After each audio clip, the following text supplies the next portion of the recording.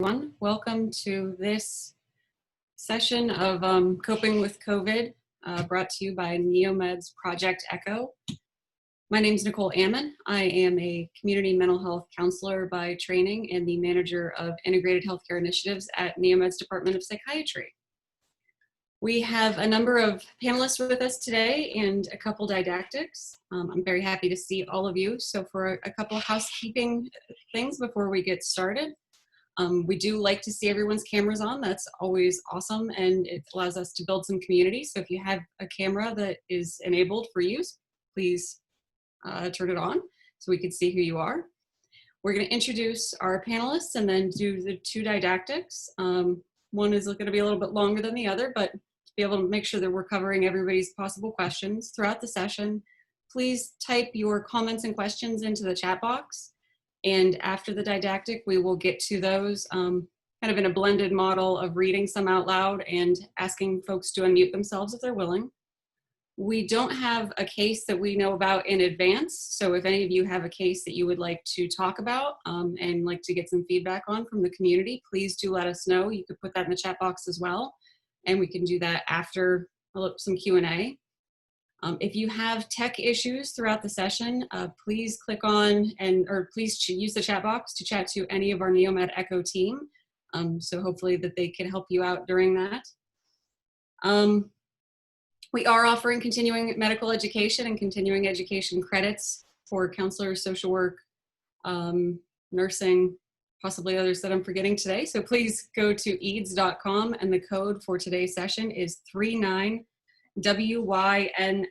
so that's Whiskey Yankee November November, and that code expires within 24 hours, so please do that within the next day. So again, I'm Nicole Ammon. I'm going to be your facilitator today. We are joined by a number of panelists, and I'm going to introduce who I see is currently on the call initially. So we'll start with Dr. Steve Jewell. Dr. Jewell, do you mind unmuting yourself and just telling people who you are and where you're calling from? Oh, okay, great. Yeah, I'm Steve Jewell. I'm a child and adolescent psychiatrist. I'm the director of the Division of Pediatric Psychiatry and Psychology at Akron Children's Hospital, which is where I'm calling from. Thank you. And once we are done with the quick introductions, Dr. Jewell is going to be doing the first portion of our didactics. We also have Dr. Cooper White. Yeah, hi. I'm Cooper White, a pediatrician at Akron Children's Hospital. Currently, I'm just north of Ann Arbor, heading back home, and I'm with my wife. Thank you for joining us today.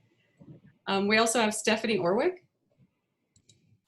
Hi, I'm Stephanie Orwick. I'm the Assistant Director for the Center of Student Wellness and Counseling Services at NEOMED, and I'm also a clinical counselor. Thank you. I don't actively see our other folks that we had thought would be on our panel today. Oh, no, I do now. Patricia Getz, if you're able to unmute and introduce yourself.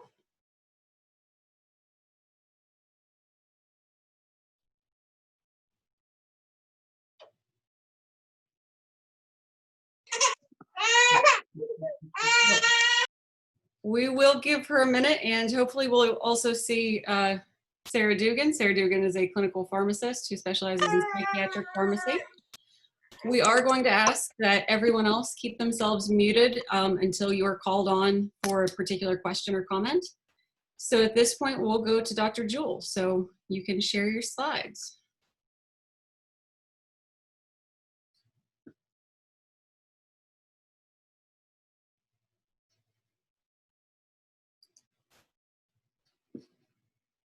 And you will want to unmute yourself too. There you go.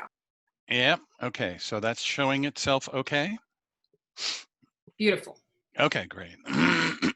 All right, so I wanted to talk today just a little bit about, well, to be honest, about what's been inside my head over the course of this pandemic. As the director of a division of pediatric psychiatry and psychology, we have a number of services ranging from outpatient up to inpatient and most everything in between. And we've been giving active consideration and concern to the to the pandemic and the impact it's having on our patients and our potential patients. So over the course of the beginning of the pandemic, we took note that our volumes dropped off rather precipitously in outpatient and inpatient, in our intensive services. And there were a number of theories floating around with regard to what that was about. The kids were out of school, so there wasn't the stress and strain and sometimes trauma of going to school. So maybe they were feeling better. But many of us suspected that that probably the kids and their parents were afraid to go anywhere and were just staying home and avoiding their issues. Especially of concern was the drop-off in our crisis center in the ED in Akron. We typically see 10, 15, 20 kids a day in some form of psychiatric crisis, and we were seeing 1 or 2 a day. And we were wondering a bit what was going on with that and where those kids were and why they weren't coming in as they usually did. So besides turning to my colleagues and to thought leaders in the field, I turned to the literature, as I often do, to see what was available and what people were writing about. One thing that popped up relatively recently, but relevant to what we were seeing at the beginning of the pandemic, this was an article published just a week ago by Cleveland Clinic. And they were seeing the same thing we were seeing in terms of ED visits. Now, this is looking at the whole spectrum of kids and adults, but they were seeing a similar kind of a pattern in their EDs across their entire system. They were looking specifically at suicidal ideation, presenting in the emergency department. And what they saw was that since the stay-at-home orders had gone into effect, the frequency of psychiatric visits had dropped significantly, especially for people with suicidal thoughts. And they were having the same thought we were having, which was, it was unclear whether these patients were just not seeking mental health care, were using some alternative method of care, maybe telehealth, or whether social distancing had actually decreased their suicidal thoughts. And they were commenting on the fact that there's no way to access a current suicide rate that always lags well behind. And they were wondering what would happen to the suicide rate retrospectively, looking back at that time. So, the literature began to respond with regard to what was going on out there. Initially, it was in the form of editorials because there wasn't enough time to do actual research. The one that I saw that came out first was a group of individuals who were public health experts and psychiatric public health experts from around the world. This was in early April. And they were postulating that it appears there will be substantial increases in anxiety and depression, substance use, loneliness, and domestic violence, a very real possibility of an epidemic of child abuse. So a rather grim editorial comment at that point. And the last sentence of their editorial in JAMA Internal Medicine kind of rang true for me. The worldwide COVID-19 pandemic and efforts to contain it represent a unique threat, and we must recognize the pandemic that will quickly follow it, that of mental and behavioral illnesses, and implement steps needed to mitigate it. So that was my fear as well, that we were going to have one wave of viral infection and then a second wave of mental illness induced by the problems that the world was facing. And then the news reports seemed to resonate with those concerns. These are just a collection of headlines from early April and late April and early May, running from crisis hotlines being overwhelmed, reports of child sexual abuse increasing. Scientific American, interestingly, had an article about how kids are in the pandemic, since they're at home, are online more and as such are more at risk for sexual exploitation. And then the Washington Post's article from early May saying the pandemic is pushing America into a mental health crisis. So, some research then started to trickle out, mostly within the last week or so. A group of researchers began to look at the issue of social isolation and loneliness. And they were looking back. This was a retrospective review looking at previous research that had been done. It's too early for research on the current pandemic, so they were looking at previous pandemics, previous situations in which loneliness and social isolation were a big part of the picture. And you know, their results were in line with what was people were seeing. Children and adolescents are probably more likely to experience high rates of depression and probably anxiety during and after enforced isolation ends. This may increase as enforced isolation continues. Clinical services should offer preventative support and early intervention where possible, and be prepared for an increase in mental health problems. And right in step with that was came a letter to Congress from 12 mental health advocacy groups that was published in the third week of April, expressing concern. This was asking that the Congress consider enhancing federal aid to the community mental health system. And again, some rather chilling observations in this letter. You know, the behavioral health organizations don't have the funds they need to ride out the crisis, noting that they surveyed 880 behavioral health organizations, and 62% believe they could only survive financially for 3 months or less under the current conditions. And again, this was the third week of April. Noting that telehealth is increasing, but isn't replacing all the in-personal revenue that the clinics receive. So at the end, they said our nation's behavioral health system is crumbling because of COVID-19 at a point when we should be strengthening it to help those in need when the pandemic ends and our nation begins healing from the fear, anxiety, isolation, and grief that has affected us all. So a rather chilling report of increasing symptoms, increasing need, and decreasing capacity to respond to it.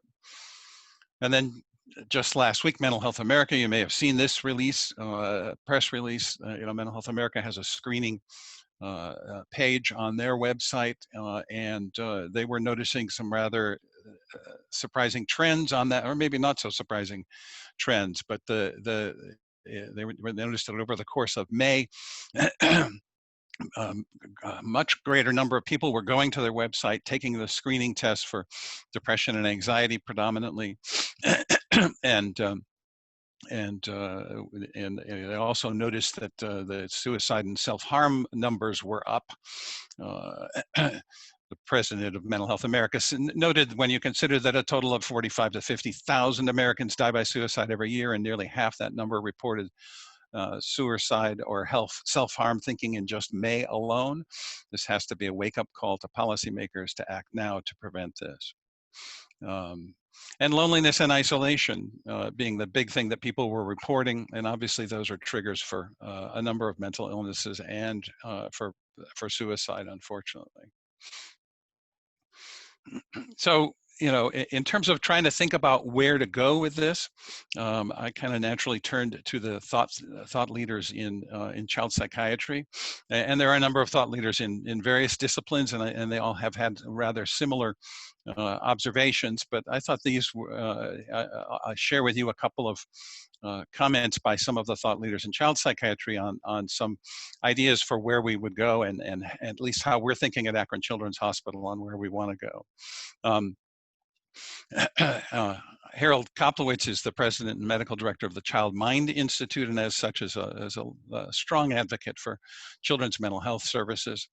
And I thought he did a nice job of breaking down the population of youth across the country, and noting that you can put kids into 4 categories when thinking about mental health and wellness. And mentally healthy, subclinical, diagnosable, and severely mentally ill. And his point was that each one of those groups needs a different level of attention, a different kind of support going forward, and we need to be thinking about these groups differentially. The mentally healthy group is most youth, probably in excess of 50%, who are in good mental health. So while the crisis is going to cause stress and worry and a variety of challenges, especially depending on the life circumstances of the family, the impact will hopefully be temporary. It can affect even a mentally healthy child's sleep, mood, appetite, and attention span, but most young people will weather the crisis without lasting effects. The second category is what he refers to as subclinical, and these are kids who have signs of mental illness, but not adequate signs to make them diagnosable. As he notes, they may be kids who worry more than the average kid, who are more inattentive or more on the depressed side than the average kid. But these are signs that typically don't cause them stress or dysfunction. But the crisis may well increase that symptom severity so that they may go from subclinical to clinical in the process of it. Probably the most vulnerable group is the group of kids with diagnosable mental health disorders. Probably about 20%. A statistic I quote on a pretty regular basis is that 20% of adolescents have a mental illness severe enough to impair their functioning, but of that group, only 20% of them are ever diagnosed or treated during adolescence. And that's the group he's talking about here. He uses a 2/3 rather than a 4/5 statistic, but it's the same idea that there are, of kids with diagnosable mental illness, the majority of them are undiagnosed and untreated and are just out there avoiding treatment, avoiding diagnosis, predominantly because they're avoiding stigma. Stigma is associated with a diagnosis, and the way to avoid a diagnosis is to never get evaluated and never get treated. And these are the kids who are at greatest risk, the kids who are already symptomatic, who are already having some functional impairment thanks to their mental illness, and the stress and strain of all of this, whether it's financial stress on the family or just the fear and anxiety associated with this is really has the potential to push them over the edge. And then finally, there's the group of youth with severe mental illness, kids with schizophrenia, other psychotic disorders, severe mood disorders, who often get rather intensive, whether it's in-home treatment or day treatment programs, or and are getting disrupted from those services. And also we've seen some disruption of needed medications going forward. So, Dr. Koplowitz said, on a good day, the mental health system has trouble keeping up with all of these kids. And across the nation, an immediate transformation is needed. When resources are limited, emergency rooms are high risk, and families are urged to shelter in place, our families must play a vital role in evaluating the mental health needs of youth. So his point is we need to rely on the families that have these kids within them and give them the tools that they need to deal with this, give them the information they need to understand their child's anxiety as well as their own, what signs and symptoms they should be looking for, and what resources are available if there are emergent mental health disorders. Give them access to telemedicine and other forms of evidence-based treatment, and give their kids the extra structure they need. Finally, he emphasizes the point that that these issues are not new issues; they're just aggravated and exacerbated by the pandemic. And the ways we come together to address the risk and keep our children healthy must be innovative and must put children and teens first. Finally, let me mention a comment made by Karen Wagner, past president of the American Association of Child and Adolescent Psychiatry, who was talking about, it was again, just like Dr. Koplowitz, emphasizing the role of the family. The emotional stress of the family can aggravate the stress on the kid, or on the other hand, the stability of the family can mitigate that stress. Her point that I thought was most telling was, foremost is that parents should address the two issues that are intolerable to people of any age: uncertainty and isolation. The child must be reminded that the current situation is temporary and they'll be able to resume the enjoyable parts of their life. Efforts should be made to spend more time than usual if possible with the child. Stressful times, but family connection is a soothing comfort for children. So I'll wrap it up at that point and pass the baton to Dr. White. Let's see, I need to get out of here, don't I? Yes, stop share. There. Thank you, Dr. Jewell. You're welcome. Dr. White, I believe that since you were going to be in your car, we were going to have one of our tech assistants, Denise Kropp, share your slides today. So she's pulling those up right now, and you can unmute and go through your material. All right, I am unmuted and I can see the slides. Thank you. Let's go to the next slide. Nicole had asked me to talk very briefly about the multi-system inflammatory syndrome in children, which is a post-infectious complication of COVID-19. When we first started hearing about this pandemic, it became known fairly quickly that children were not the primary victims of the illness, and when they got sick, they tended not to get very sick in the same fashion that older and high-risk adults were. So hospitalizations were few, and this has been recognized as an exception aspect of this pandemic. It was first reported as a small series in England, about 8 cases, and it's since been recognized pretty much everywhere that significant numbers of COVID-19 cases have been reported. Of the many thousands of cases in New York, there were about 100 or so recognized cases of the MIS-C. And so it's well named. The multi-system refers to multiple organ systems. And so it happens that the effects of this can be quite protean.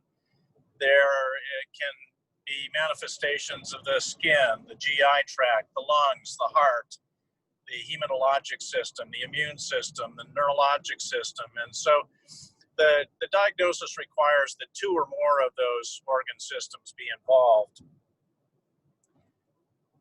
Children of all ages can be affected, but it seems that this is predominantly children greater than 5 up through the teen years. As we've seen with much of the world this past week or two, African Americans are at somewhat more risk and so have tended to get sick with MIS-C more often and more severely than other race or ethnic groups. So by post-infectious, what this means is that children who've had COVID-19 and have had that typical viral syndrome for children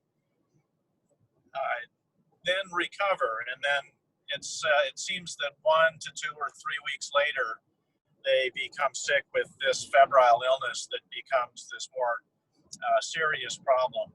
It can be fatal, and the fatal effects tend to be due to manifestations having to do with the heart, myocarditis, and rhythm problems, and coronary artery disease.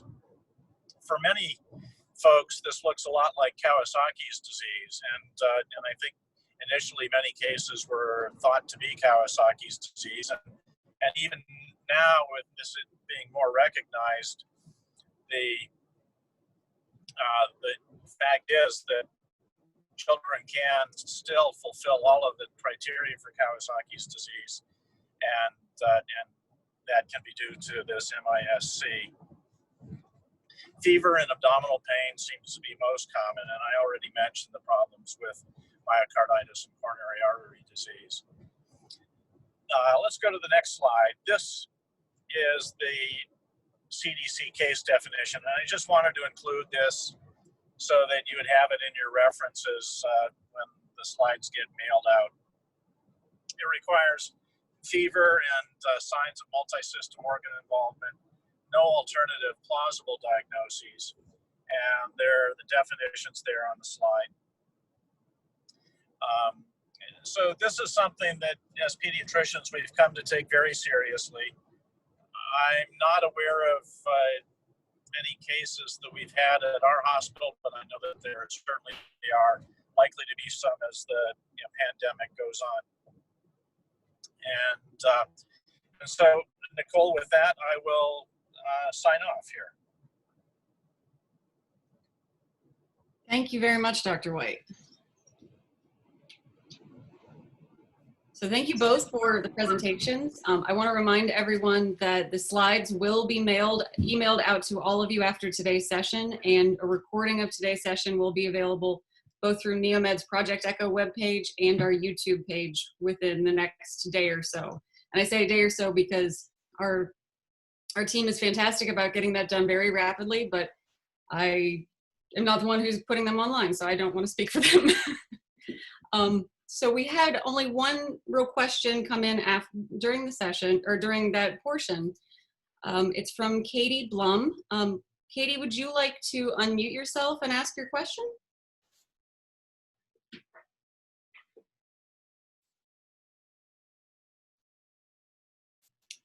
Okay, I can ask it. So the question was, are you looking at, is there any program through Akron Children's that involves partial hospitalization or intensive outpatient? She's looking for a bridge between hospitalization and return home, and not finding that successful on a regular day, even, so never mind COVID adding to the complication. Yeah, well, I can certainly respond to that both on a regular day and then add some more and further information with regard to the impact of the pandemic on those services. Yeah, we do have partial hospitalization and intensive outpatient services available in Akron. And more recently, just beginning in January, at our Mahoning Valley campus. That's a level of care that's not readily available in the overall system of care, and so it's something that that we are looking to expand in other locations as well. We've been approached by a number of counties asking if we could bring those services up in their county, and we are. Actually, just before I got on this call, I was on another call about a strategic business plan to try to expand those services. The impact of the pandemic on those services has been interesting, though. In Akron here, we have a capacity of 30 in our partial hospital program. And referrals dried up almost immediately as soon as the stay-at-home orders came into place. And the kids, a number of the kids who were already in the program, which is a group-based program, so you've got kids together in the same setting with staff. A number of the kids dropped out prematurely, I think in part out of their parents' anxiety over potential exposure. We quickly reconfigured the program to make it socially distance safe as much as possible. Instead of having groups, 3 groups of 10, which really did not allow for adequate social distancing, we shrunk the program in half to 3 groups of 5. Everybody has to wear masks. Everybody has to stay 6 feet apart. We stagger arrivals so that they're not crossing paths as they're arriving.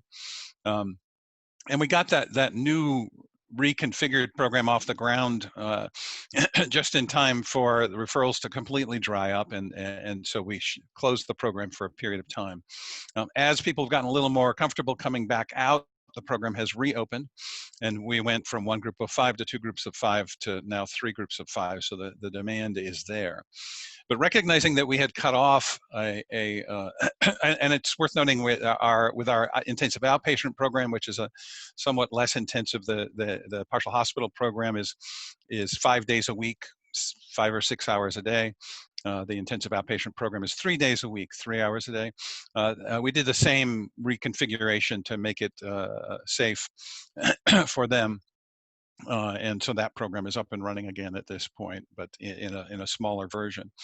but recognizing that there were kids who were not, because we had cut our capacity in half, recognizing there were kids who were not being served, what we did was created, after a lot of brainstorming, we created a new level of care that we have, actually, I think there's a name for it, but I've forgotten it. It's actually, I think our staff came up with an acronym that I've forgotten. But basically what it is providing intensive individual psychotherapy to kids in their home via the internet. So telehealth, and it's we made it, and telehealth is another thing that this group might want to talk about. It's certainly been an interesting transition for all of us, I think. But we were rapidly transitioning to using a lot of telehealth on the outpatient side. But what this is the opportunity for kids to have individual therapy sessions by telehealth 2, 3, 4 times a week. So kids who are not at such risk that they need to be in the hospital or need to be in the physical presence of the staff, but are unstable enough that they really could use the intensive psychotherapeutic input over a relatively short period of time. We're talking a 2-3 week kind of time. And so we implemented that and saw a significant amount of demand for that. Either people who really didn't need partial hospital and could benefit from this, or people who were just too anxious to come into the hospital for services and saw this as a welcome alternative for that. So it's been an interesting phenomenon to watch, not only how we've had to reconfigure our services, but also be creative about creating a new level of services in the process. That's really fantastic. It's nice to hear that you were able to move so rapidly to be able to address it. I know that there's quite a few people on the call today that work in child serving systems or work across all age groups. So either specifically from our panelists, if you have thoughts, comments, things that you're seeing, or from anyone who's on the call and working in the child serving system, if you have a question or like to just share some of the things that you're seeing or concerns that you have, I encourage you to unmute yourself and share.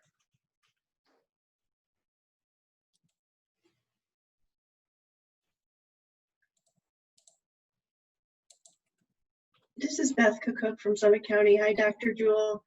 It's great to hear all this great information today, but I'm wondering if that, how you see moving forward this new level of care. Do you think that's going to be sustainable and billable and those kinds of things? Yeah, that kind of gets into the whole issue of telehealth and where that's going at this stage of the game. And I don't think my crystal ball is any clearer than anyone else's crystal ball right now. I mean, as I'm sure most of you, if not all of you, know, we quickly did a transition into using more and more telehealth, not only in mental health, although it's kind of uniquely suited to mental health services. Across the hospital, people have been using telehealth more and more, and the ramp up was impressive. I mean, we had been doing telepsychiatry for several years. Personally, I've been doing telepsychiatry for about 5 years, but it was little bits and pieces. I'd do a half a day a week of telepsychiatry.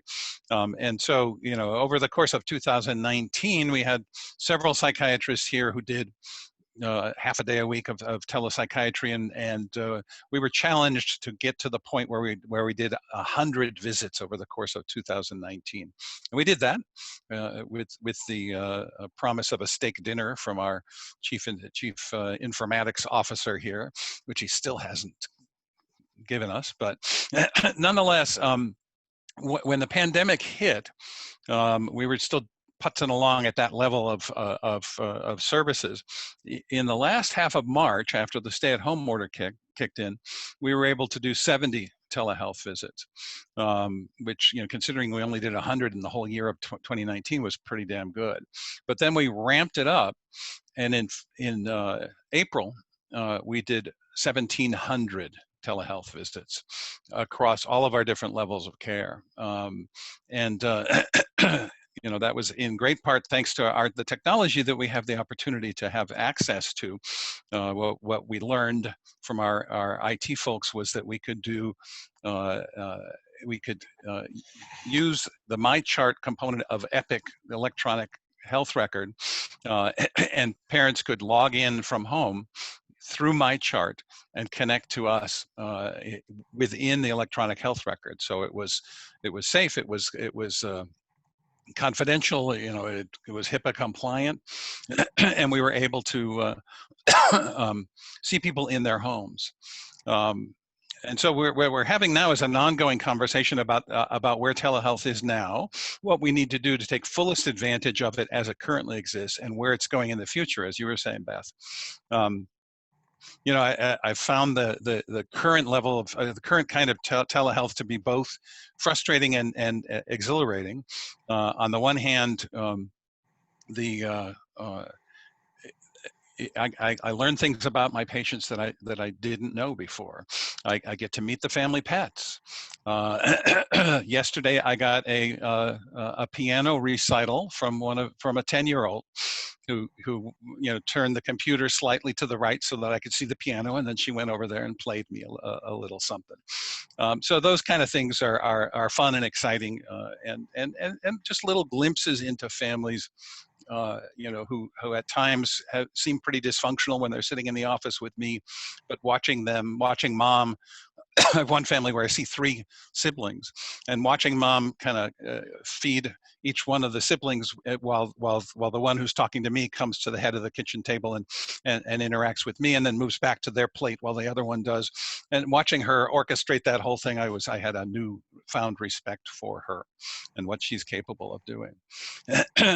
Where this is going to go in the future is an open question. As everybody knows, there were a lot of regulations that were waived by both on the federal level and the state level when this happened.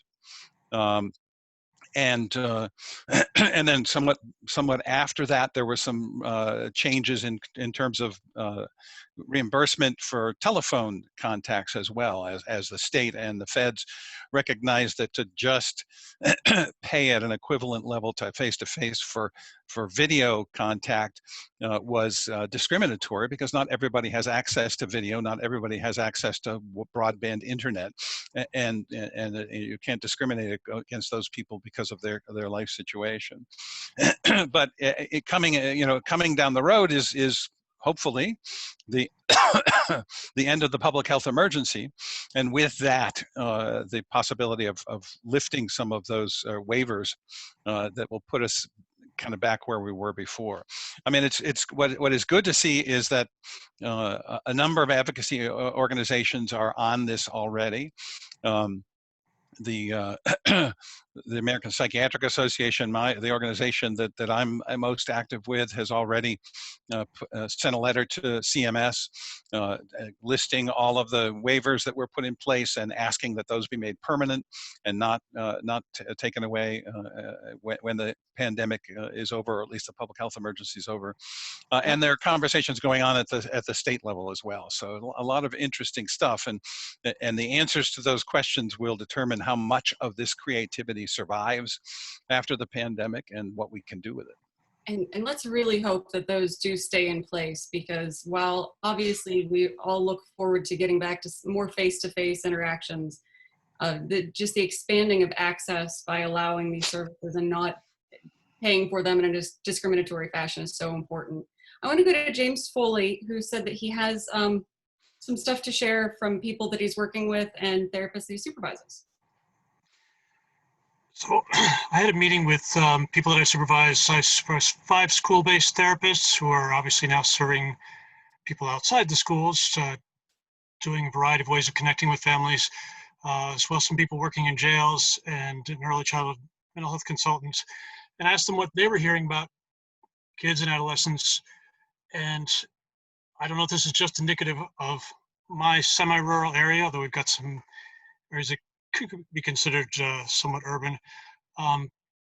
One surprising thing they said is families are anxious, and especially the kids are anxious about the opening up, about their parents leaving the home more to return to work, about the risk of infection that their parents face and that they might face. And when I hear reports in the media, I don't hear that theme come out. I hear the impact of the pandemic itself, of the isolation, as we heard earlier in the slides. So I'm just curious about whether other people out there, I saw some nods, Beth, I think, whether other people are hearing anxiety about the opening up, about the supposed return to normal. You'd think that would feel reassuring, but it's got the uncertainty and the risk and the separation themes to it. And James, where are you? What is your practice area? You said it was somewhat rural, somewhat urban. Wayne and Holmes counties. So Okay. sort of right in the middle of Cleveland, Akron, and Columbus. All right, great question, though. Are other people seeing the anxiety about opening back up? Now, Beth, I saw you nodding. Beth, so curious about what that was about. I didn't want to be take up a lot of time, but yeah, I agree. I think that I hear that anecdotally. I don't serve clients directly, but from the meetings that I've heard, that is an issue for families and parents. Anxiety too. Stephanie, I don't know if you want to speak to. So Stephanie works with our medical students and pharmacy students at NEOMED and graduate studies. I don't know if you want to speak to anything that you're hearing. So it's a little different because a lot of my clients are actually going into the hospital. So their children, as well as their parents, so these are adults, but their parents are very, very concerned. My students are concerned. They're focusing, they're very number oriented, scientific, and the numbers aren't to a place where they feel comfortable yet. And so there's been a lot of that where they're talking about that in front of their kids. And so we kind of talked about monitoring what we're telling, and those are important, right? So they want their family to be aware of kind of what they're dealing with. But we've had a couple conversations of like, well, when you see 7 people die today on your shift, let's not talk about that in front of the kids. I know you want to debrief with your partner or you're on the phone with your friend. But how can we get you to a safe place to debrief without, kind of bringing that home just to protect what the children are hearing. And then the other side is that we have, older parents, and a lot of them are at risk. So people are not seeing their parents, people are not seeing their nieces and nephews. So that really speaks to that isolation piece. And they are, again, with this population, particularly because they have a lot of access to the hospitals and a lot of requirement to be in the hospitals. I see that anxiety heightened, and then even more with their family because they think they might be the carrier. So really it's kind of, with the older population, parents, having the realistic conversations, but then, when you're debriefing and stuff, making sure your niece is in the room to hear about your ventilating people, and it seems, but it's so normal for them to talk about what their day was like, this is their experience, but trying to do it so it's a monitoring it. Thank you. Patricia Getz, I saw that you had some thoughts in the chat box. I work in Wayne County and a little bit in Stark County.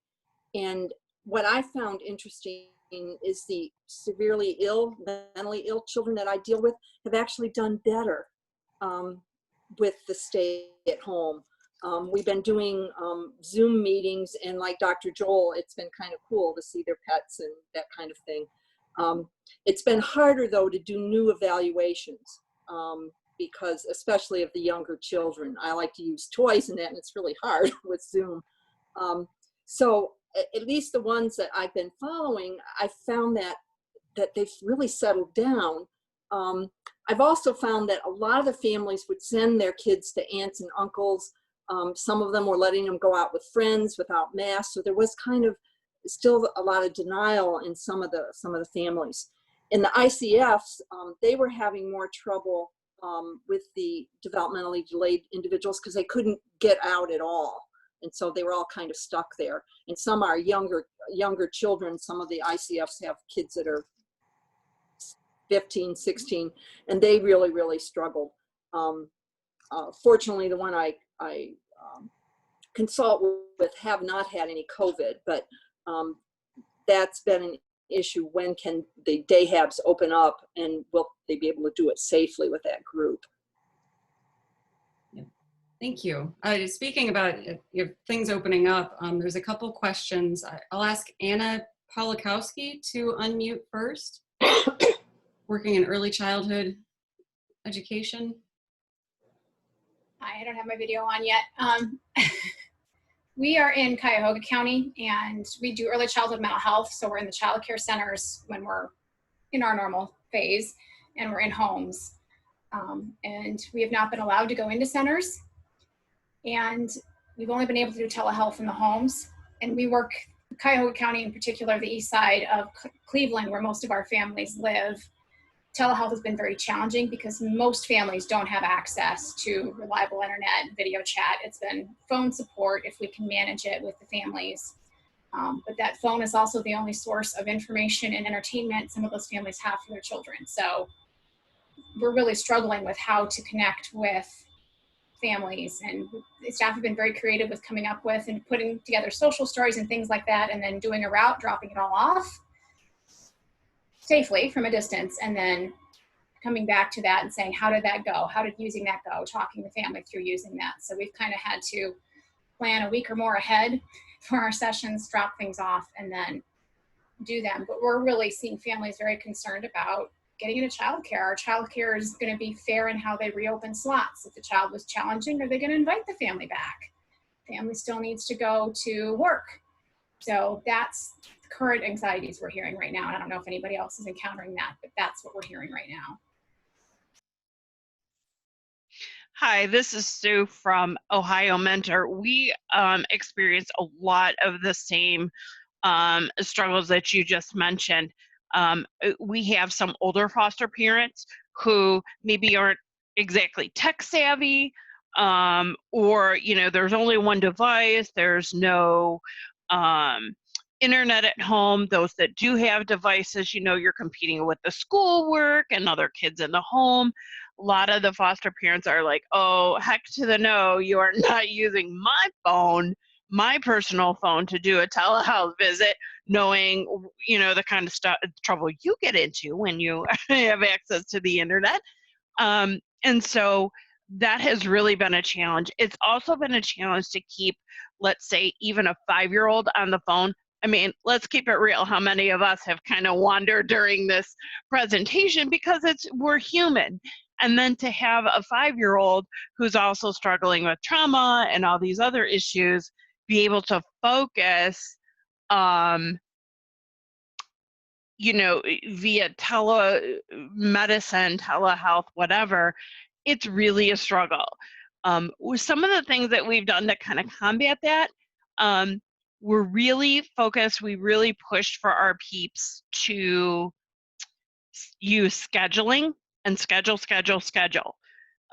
We found that working with the foster parents rather than against them and just calling willy-nilly kind of provided some kind of predictability and stability with them in planning their days and working with them rather than against them. That was very helpful. The other thing is, most times when our therapists are traveling in the car from, when they're going to a home, they're able to kind of plan in their mind, okay, this is what I'm going to do with little Johnny today in the session. And when you just log on to the computer, you kind of lose that planning time. So we really encouraged our people, okay, before you log on, like, what is your strategy? What is this child dealing with? What does your treatment plan say that you're going to be targeting? And what are some ways you can creatively engage? And we've had a lot of meetings internally on, again, using the pets, or, hey, what movie have you seen? Or what's your favorite thing to do during quarantine? And tell me about your favorite quarantine food, and kind of making it somewhat normal. In an environment that isn't so normal. What do you like about quarantine? What don't you like? And it's a great way, we thought, to really try to connect with some of these kids. So those are our struggles and some solutions on how we've been able to overcome some of that. Thank you so much, Sue, for sharing that. Those are fantastic ideas. Almost Farista, if I'm I'm probably butchering your name. I admit that I'm not Yeah. very No, it's okay. I don't get offended at all. I feel it's everybody says this beautifully. Yeah, my concern is like I work with Summit DD board, and we have to do home visiting program. Right now we are doing virtual, but what if everything is opening up and we have to just walk into the unknown? Just like we don't know. It's not that there is only a child and mom. There are other family members as well. And recently, one of my clients' aunt who lives with the family has positive for COVID. So yeah, and it's very hard for the family for themselves because they are in self-isolation in the 2-bedroom apartment in their own bedroom. So it is hard for the family, and then it is also like what if when we've been asked to go and resume our home visiting, is there I don't know, it's like it's stressful. I think it's stressful for everybody. Just to walk into other people's home is, like we don't know.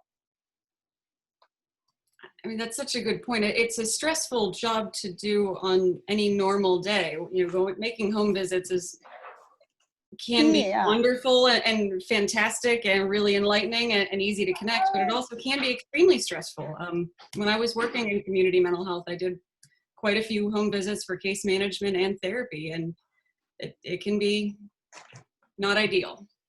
Yeah, and even the parents, they themselves, they say, no, we don't want any visit, even, like there is nothing in place as in terms of like any vaccination or things like that, or treatment plan for right now. So even parents, they are scared, they are also like hesitant to have people like us who go visit from home to home and then go to their home.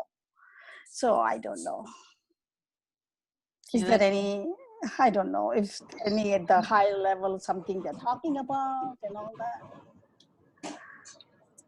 We've implemented at Child Guidance and Family Solutions, we've implemented the same type of screening for anyone that is planning to do any type of home visit, where before the visit, there's a call to the family. We go through the same type of screening questions that would be asked of someone if they're coming into the office.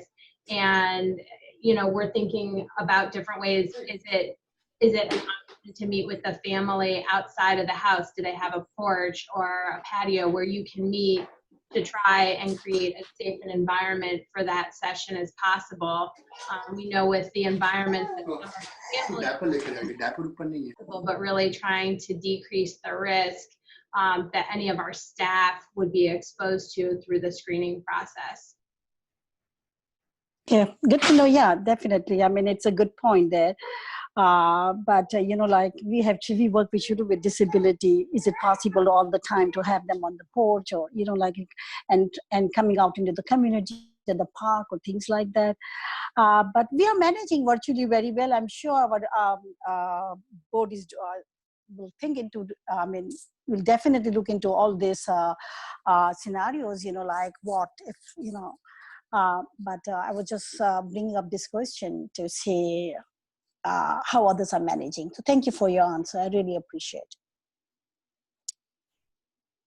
Yeah, if there are other answers or other things that people are doing, I think that the idea of having a session, outside is fantastic. When I worked with young people, I always noticed that the best sessions I ever had were the ones where we could take a walk or, draw with chalk in a parking lot, just anything that's other than sitting in an office across a desk.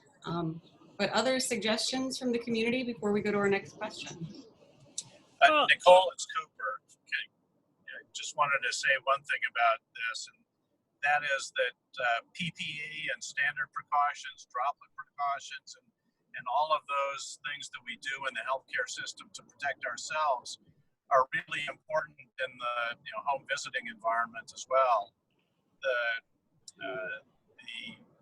processes for quarantine and isolation are pretty well established, and any exposure that involves somebody in quarantine or in isolation should be minimized or not take place if it can be avoided. So it's it's very important that we wear our masks, wash our hands, and take precautions. Thank you. I was just going to add, I'm Pat Amling. I'm with Caring for Kids. We're also a foster care and adoption agency, and we're licensed by the Ohio Department of Job and Family Services. And they came out with, you know, some COVID guidance for us, and particularly guidance on visiting homes, because, you know, we do need to go into the homes and visit with the children and things like that. We're not required to at this point in time, but I know that our staff are starting to move, you know, back towards doing, you know, in-home visits rather than virtual visits. But one of the things, just like Dr. Cooper White said, is that, you know, we are required to, you know, wash our hands and, you know, sanitize our hands and everything prior to going into the home. We're required to wear masks. We are asked not to touch anything in the home. We also are required to ask, you know, screening questions about, you know, has anyone in the home or you had a fever, you know, in the last 24 hours, you know, on and on and on with those questions, exposure, travel, and things like that. So, you know, I agree. I think that we're also trying to do a lot of things outside the home if we can, because the weather is nice, and it is true, you know, it is, the kids like to be outside, and, you know, teens particularly are enjoying having, you know, one-on-one with their clinical case manager. So yeah, we're practicing all of that as well. And, you know, it's just trying to figure out, you know, what's best in each individual case. Thanks, Patricia. I'm going to call on Kaylee Carey. I hope I'm pronouncing that correctly. She had some comments about working in a youth shelter. Hi, yes, my name is Kaylee Carey. I also work in Wayne County with James Foley. Jim, nice to see you. I work at 180. We have a domestic violence shelter where we also house homeless women and children. And during this pandemic, my perspective has just been a little different, because a lot of our clients seem to not really prioritize the pandemic and COVID-19. And I've had these conversations with some other agencies that are similar to ours who have people in shelter. And it's just interesting because it seems that people just are more focused on their recent trauma or trying to find housing, and maybe don't even really believe in the pandemic and don't understand why they have to sanitize or social distance within shelter. Just wondering if anyone else is seeing those types of patterns in their agencies that are either similar to ours or just completely different. That's a fantastic point and question.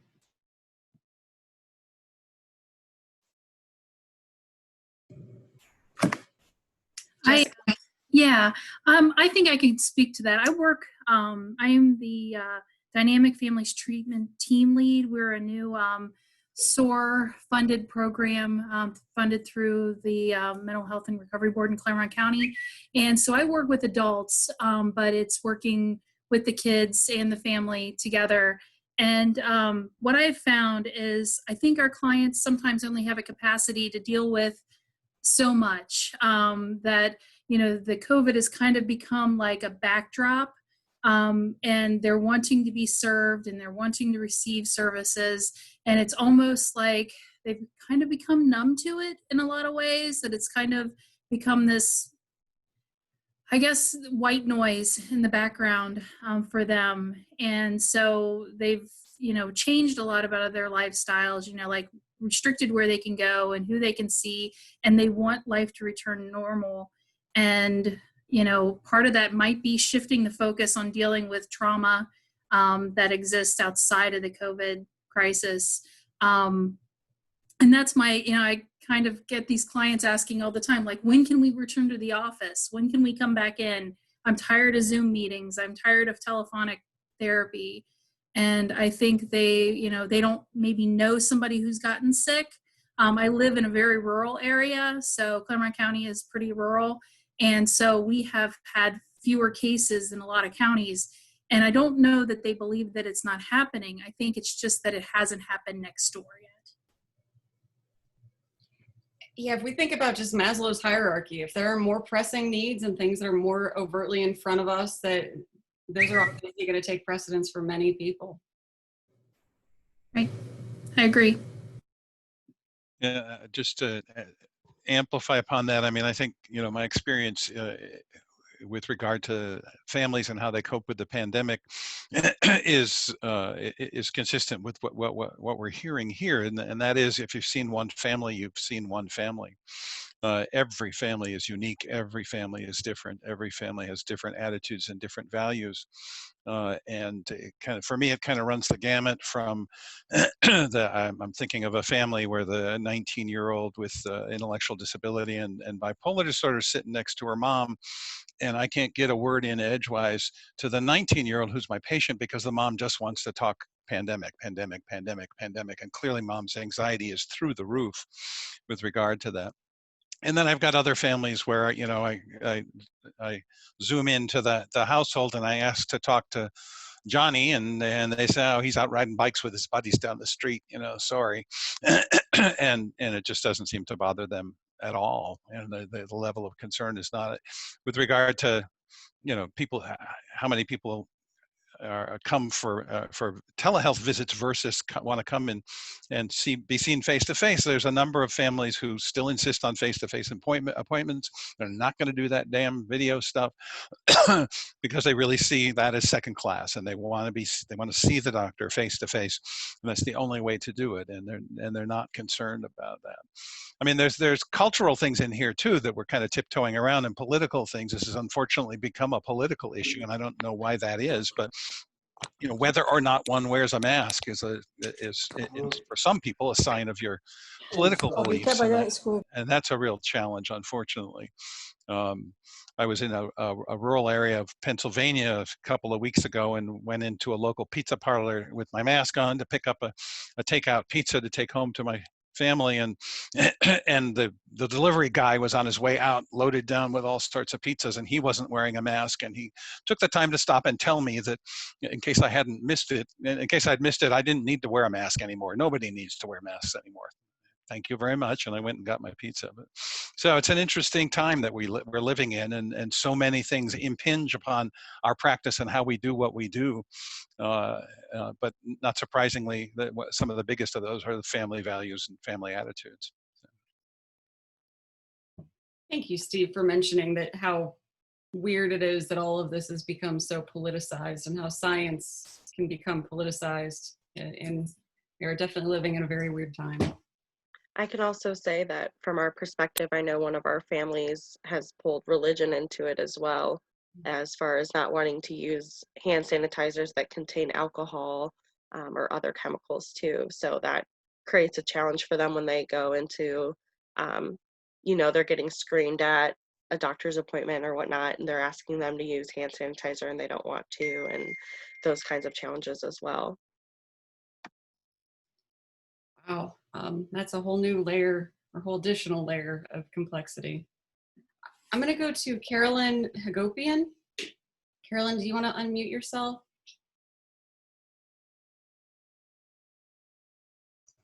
Hi, sorry, I did not expect to. I just thought somebody would read off my question and we would go from there. I was just wanting to ask about for those, we talked about previously that have mild or moderate anxiety or depression, what is the risk from things just becoming too much and accelerating to the point where we now have a suicidal situation for the child or the parent? Is there any information about that risk?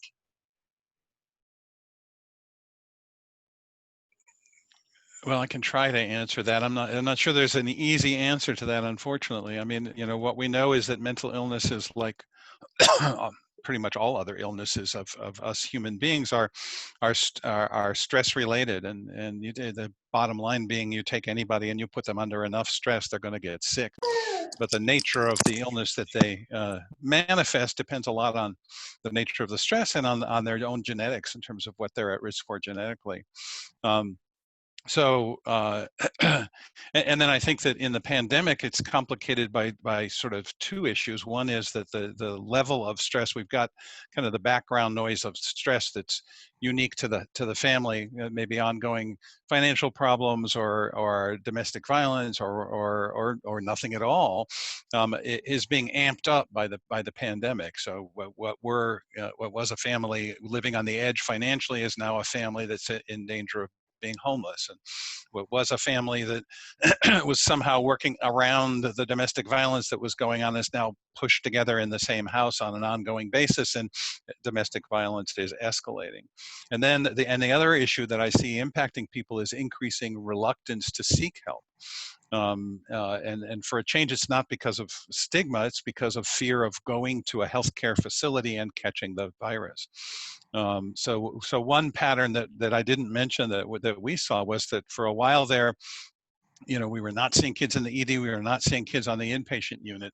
And now we're into a phase where we are seeing many, and I can't, this is anecdotal, it's just observational, I can't really say it with any degree of certainty, but it sure feels like we're seeing a whole lot more kids who have overdosed and made really serious overdoses. We get our share of kids who overdose and wind up on the medical floor before they move over to the psychiatric floor. But it seems like there have been more of those than ever, and more serious overdose attempts than ever. And so I imagine these kids sitting at home, thinking about getting help and just stewing in their anxiety as the stress builds and builds and builds, and then getting to the point where they can't take it anymore. The proverbial breaking point. Or the kid is sitting at home saying, "Mom, I need help. You got to do something. You got to help me." and the mom's saying, "No, you deal with it. You handle it. We can't go into the hospital. We can't go into the clinic. There's too many people there. We don't want to run the risk of getting infected." So I mean, I think the risk is very real.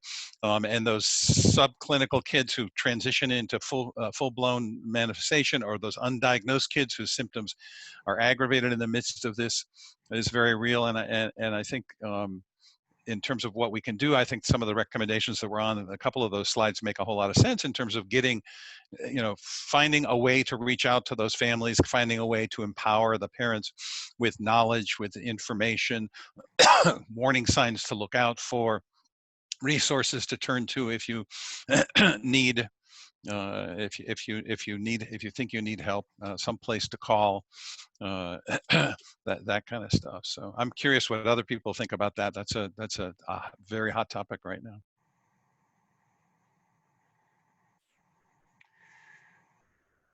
I do a lot of suicide prevention work, especially in the schools.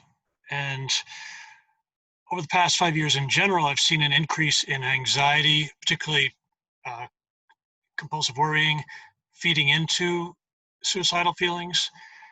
And this time seems to be no different. And I really like a phrase that Stephanie said about having realistic conversations, because I think in general and during this time, parents try too hard to have reassuring conversations that say, like, everything's going to be fine. And kids have learned to take that as a sign that there's probably something the parents are hiding. Whereas if parents say, like, this is exactly what we know, this is what we don't know, this is what we're going to try to do about these possible things might happen, kids actually get grounded by that. So if parents can settle down their own craving for certainty by watching the news too much and sort of accept what they know and don't know, some of those escalation of anxiety to the point of suicidal feelings might get moderated. The other suicidal theme I've seen is when people feel not only stressed, not only out of work, strained, but hopeless about it getting better. And or feeling worthless because of that. And in my, I don't know if this is a controversial thing to say, but I'm not seeing an escalation of the hopelessness. But anytime there's people out of work, especially for some reason white males seem to be prone to seeing that as a loss of their identity, older white males. I don't know if we're seeing that, but I would speculate that that is a risk out there. Well, it's an interesting point, and not to bring up something that's potentially controversial, but if you've read Jonathan Metzl's book, Dying of Whiteness, anytime that there's been a major economic crisis in an area that has fairly loose gun laws, white males are at the highest risk of dying from suicide by gun. It's not controversial. That's just information. we saw that with the 2008-2009 financial crisis. We saw direct. I mean, it's correlational, but we saw that happen. Yeah, very true. Yeah, and your comment about watching too much news rings true as well. In this era of being stuck at home and wondering what's going on in the world, that's often what people do, is sit in front of the TV or their phone or whatever and watch news, read news, and all of the conspiracy theories and everything else that goes along with that. My wife is retired, my daughter is disabled, and so the two of them are at home, and I get home in the evening and haven't seen any news all day, and they tell me we're not watching the news, we've been watching it all day, we're watching something else. So I'm disconnected. But that's what they do all day, is they sit at home and watch CNN all day long. And so I've learned not to ask to turn the CNN on. I just ask them to repeat it to me for the day. Fair enough. What are other folks seeing, or other questions that people have for the community?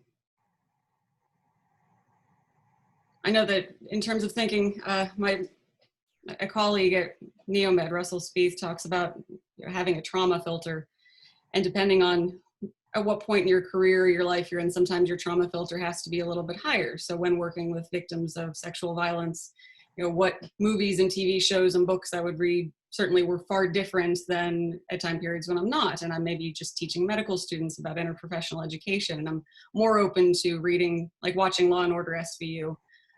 I think we all have to be really careful about using our trauma filter right now and figuring out how much information is enough and how much is too much, and then going to find something that is joyful or funny or completely unrelated. If I can speak on that, I just know kind of from the counseling aspect, the American Counseling Association right now it's a campaign of the hashtag I Need a Minute, and really addressing burnout within mental health providers for a variety, with COVID, with current race relations. And so I don't know what the end game is with it, but they are really, really focusing on provider wellness right now too. So that kind of speaks to that as well. I love that hashtag. Thank you, Stephanie, for sharing that. Like, we all need a minute.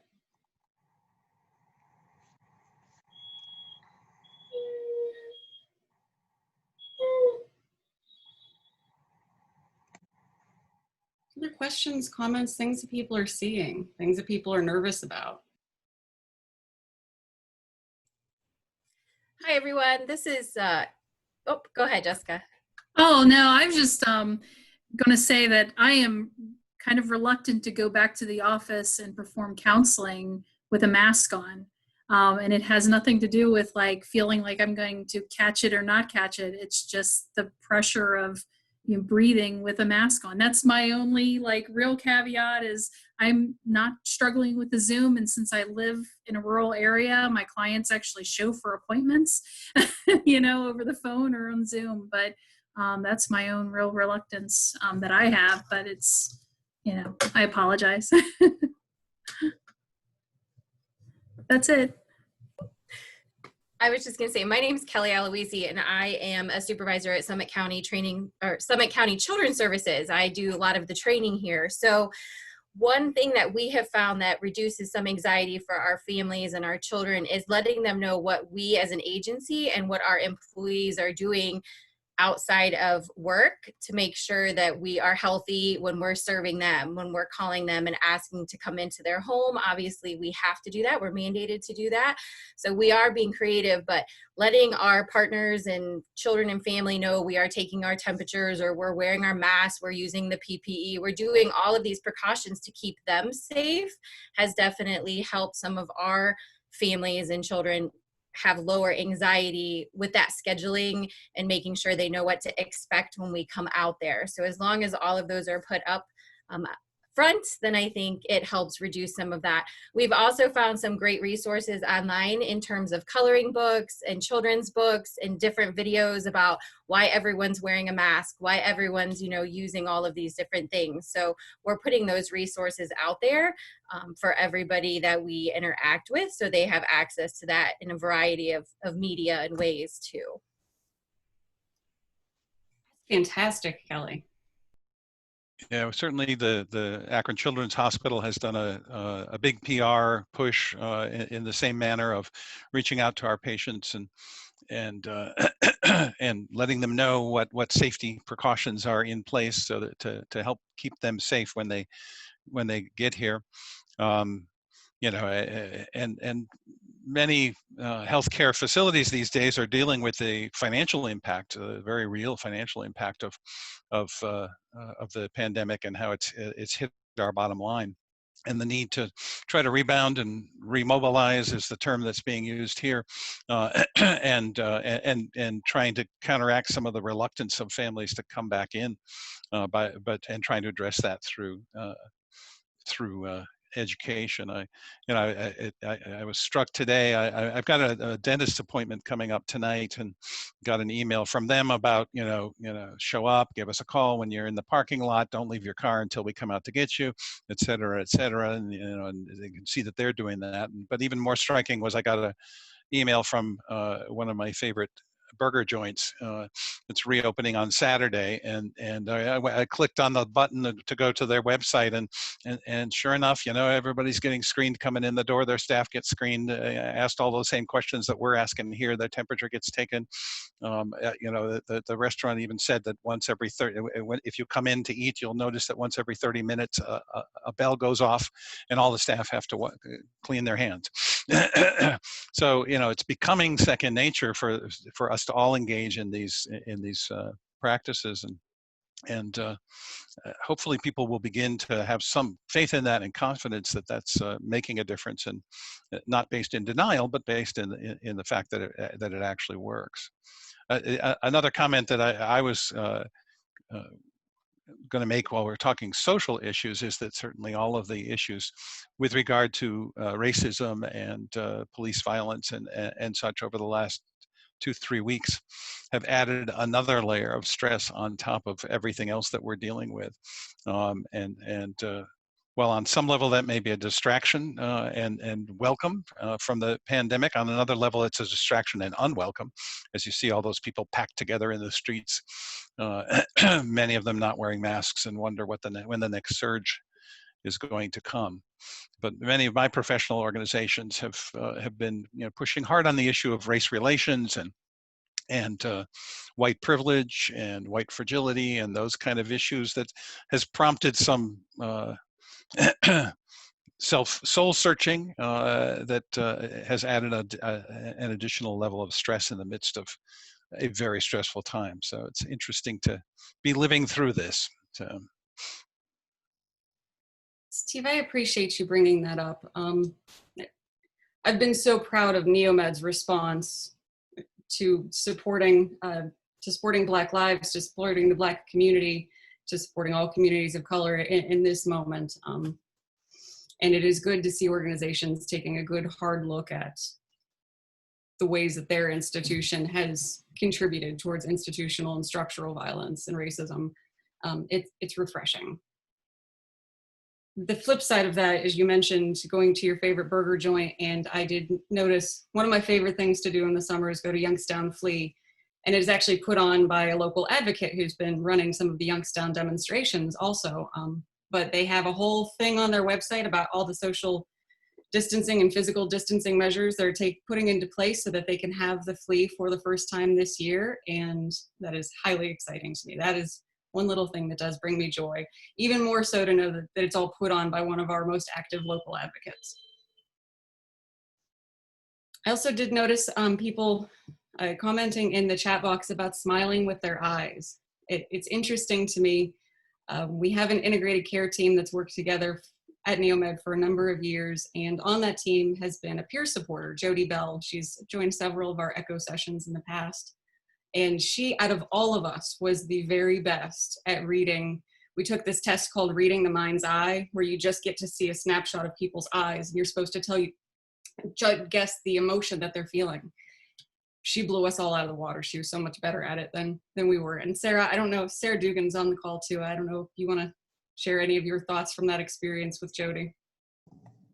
She did. If you haven't been able to see that test, it was fantastic.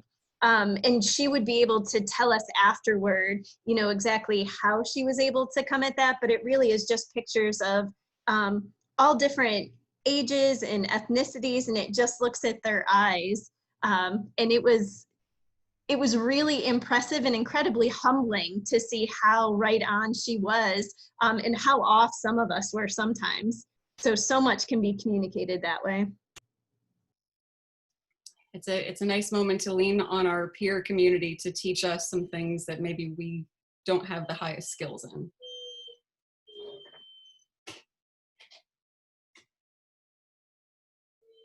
So I don't know if any of you who have mentioned, you know, the mask being a distraction and having to read people's eyes or learn to smile with your eyes would like to comment.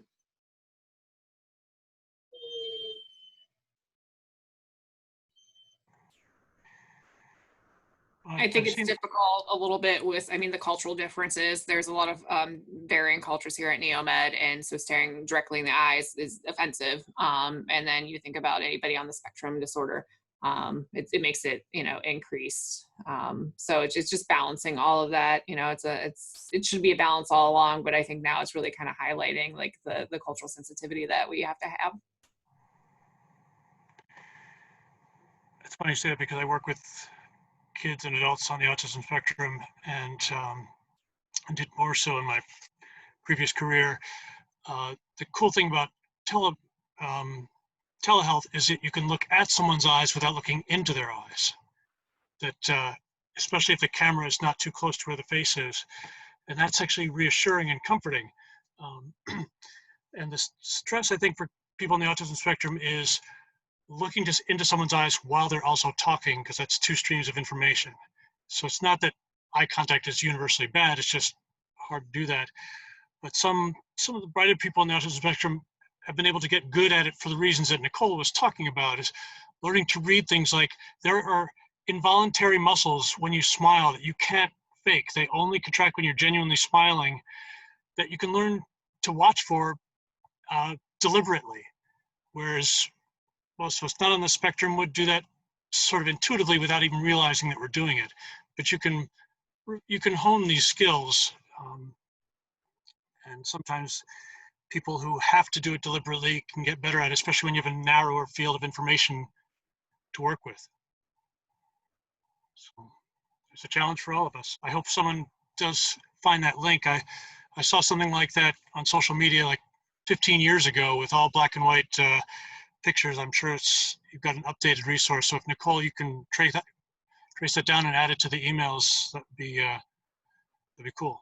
I'm going to try to do that. I will search my old notes and find that to share with our team so that they can get that out and include it in the email. We should be able to find something. It might just take me a couple minutes.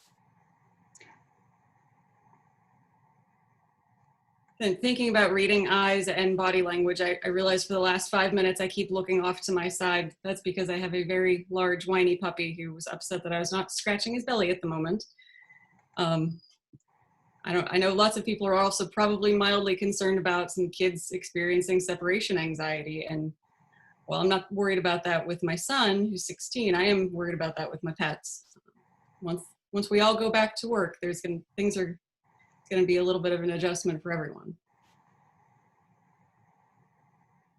We have 5 minutes left. I was just going to say, this is Beth, that just personally, I've been fascinated at how this all has affected my behavior. And I just kind of laugh at myself sometimes because like I've always been a hugger, and now, you know, that would be considered as rude, and, you know, I'm really going to miss that. But, you know, moving forward, I'm going to have to figure out, you know, some other way to do that. But, you know, from things to like, I don't touch my face as nearly as much as I used to before, you know, and I know how to use computers, you know, that I never, like, I was kind of one of those clinicians that thought that telehealth, you know, wasn't as good as one-on-one, and now I've completely changed my view on that. I think it's great to have that as an option for people that want to use it. So I don't know, it's made me change my perspective on a lot of things. I have a suggestion on the hug. I have a suggestion on the hug thing. So face someone and hug yourself, and then sort of release it. There's a mirror neuron thing that goes on where they can almost feel their arms doing that to you, and your arms on them. It's something that's been safer to do even before this. We had to worry about contagion. And there's other reasons not to hug people, though we wanted to. So give that a try. It's a brilliant suggestion, James. Thank you. Yeah, I'm not as much of a hugger, but I am a handshaker for sure, and I still very clearly remember my last handshake. I mean, it was I was in Columbus for a meeting on March 1st. So that was a couple weeks before everything hit the fan, and I ran into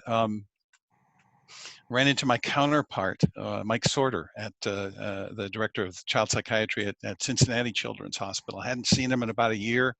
We exchanged a warm handshake and caught up a little bit, and that's the last hand I shook. I don't know how long it's going to be before the next time I shake a hand, and I miss that a lot, you know, and I have to restrain myself when I. Well, Steve, you two can give yourself a piece of that experience by going like this. Just give your hands while the other person does the same. And there's a trick that your brain can play where you could not realize whose hand is pressing against whose if you're both doing it at the same time. All great suggestions. And then there's also the option of going back to fist bumps. Not according to the CDC.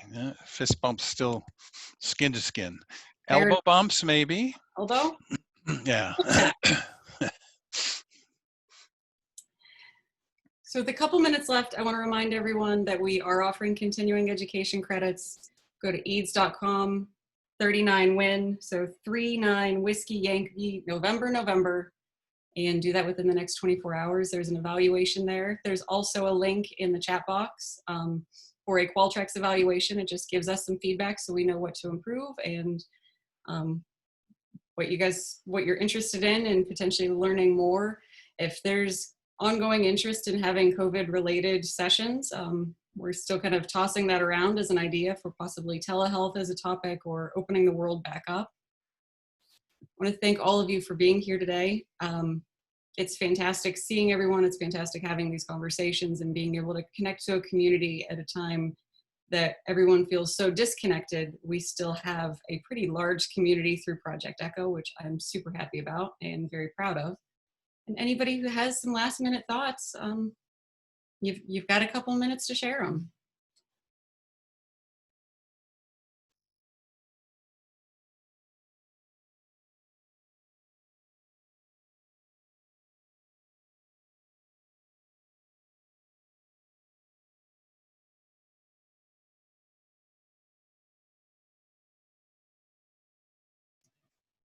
Well, in lieu of that, I hope that everyone's doing well. Oh, you can see my giant puppy in the background who's the size of a horse. Take care of yourselves. Reach out to us. Visit NEOMED Project Echo website, look for upcoming sessions, join our existing programs. We have 7 existing programs going on right now. We'd love to see you at any of them.